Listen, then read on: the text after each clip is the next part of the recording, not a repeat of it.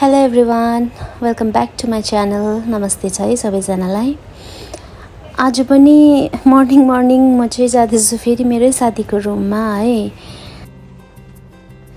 अनि हेर्नु न मलाई कस्तो रिसाएर हेरिरहेको छ हो। अस्तिको लास्ट भ्लगमा चाहिँ मैले यसको फेसहरु पुरा किन लाग्दो निकाल्दियो भनेर। यहाँ हेर्नुस् न साथी, हाम्रो चाहिँ यहाँनिर बेताबोधमा चाहिँ हैन यस्तो हुन्छ, सानो किचन हैन, सानो बेडरुम बोजू र हामी सुत्ने, अनि भित्र सानोबटेको टोयलेट बाथरुम हैन, यस्तो सानो हुन्छ।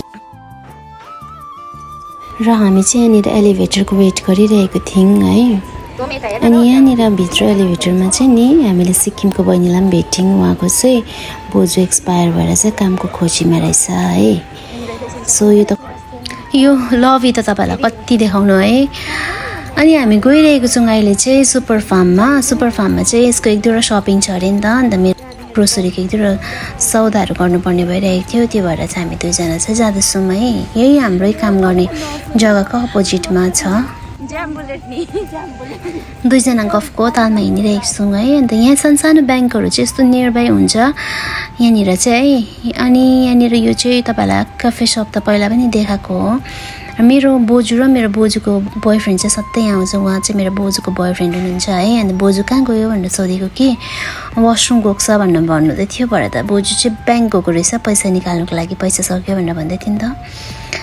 अनि त्यही भएर चाहिँ हामी चाहिँ स्पिड मात्रामा हिँडिरहेको थियौँ हैन, किनभने आएर फेरि मेरो साथीको चाहिँ इम्प्लोयर छिट्टो टाइममै आउँछ भनेर चाहिँ।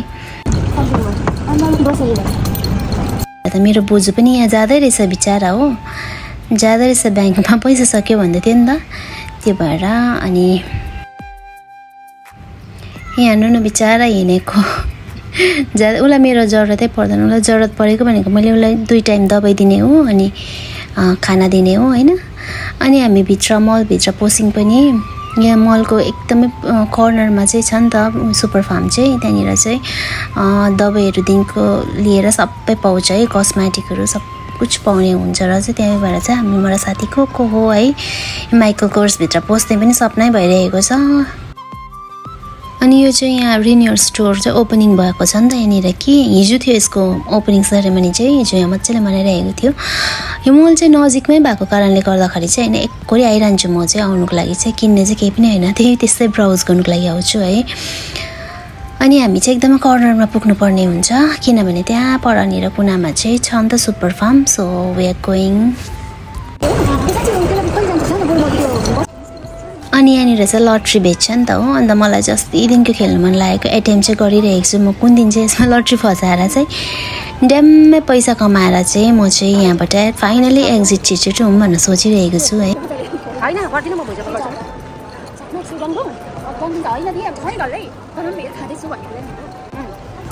र साथी हो हामी चाहिँ सुपर फार्म पनि आइपुग्यौँ हो।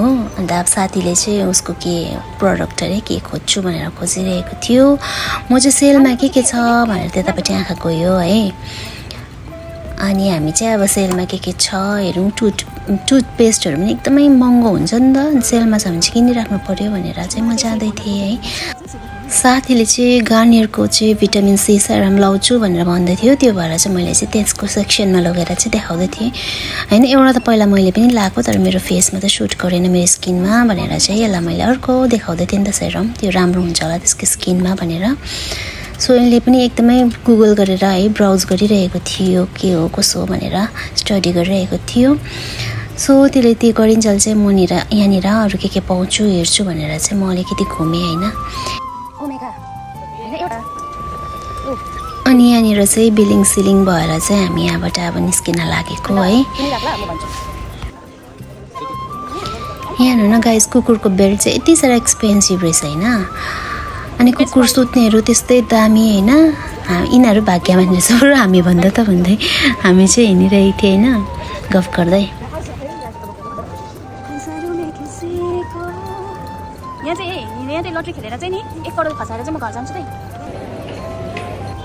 अनि हामी चाहिँ मलबाट एक्जिट भइसक्यो है। यो चाहिँ बाहिरको भ्यू हो मलको बाहिरको। यहाँनिर चाहिँ नि कत्रो ठुलो माछाहरू छ नि त हो। अनि माछा हेर्न आइज न भन्दा कत्रो ठुल्ठुलो माछा छ गाइस यहाँनिर चाहिँ कि। अनि मैले साथीलाई चाहिँ यो माछा खिच्न भिडियो गर्न भनेर बोलाएको। यहाँ न यो त सानसानो हो कस्तो ठुल्ठुलो माछाहरू छ यहाँनिर